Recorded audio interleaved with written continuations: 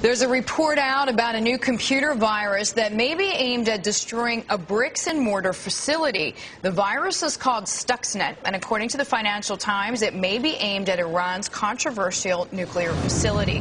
Joining us now is Richard Falkenrath. He is principal of the Chertoff Group and a Bloomberg contributing editor. He has also been a White House advisor on security. Richard, thanks so much for being with us this morning. First of all, how does this virus work?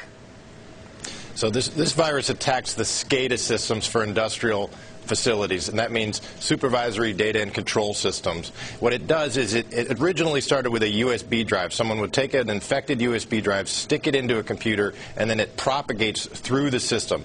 It's a worm, which means it propagates by itself. It keeps moving through the system, and it hides its tracks. But, Richard, I mean, does it have to be placed there? It seems like it does.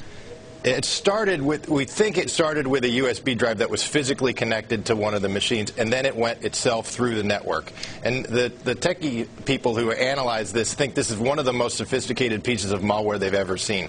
And the reason for that is it's using stolen certificates, legitimate digital certificates that real companies use to identify themselves when they communicate. They were stolen. And then it exploits 4 previously unknown vulnerabilities in the Windows operating system. These are called day zero vulnerabilities. And the theory is, among the security experts, is that this took the resources of a nation state to create a piece of malware this sophisticated. Well, Richard, I was going to ask you about that because I'm reading this article as well. I read it said well-financed, highly organized team had to put it together. What are the chances that the U.S. created it? And I'm asking you that because it seems like Iran has the most infections out there. That's right. Iran has by far the most infections, followed by India and Indonesia.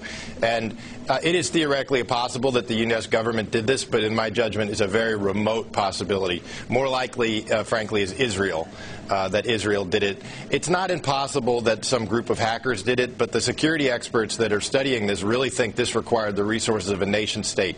For the U.S. government to launch a piece of malware like this against industrial systems, a very risky thing to do because it can't really be controlled. It can spread beyond the place that's being targeted. But I want to ask you, I mean, do countries, I mean, we're talking about Iran in this context of its controversial nuclear site, but is Iran really running its nuclear power, its nuclear plant on Windows software?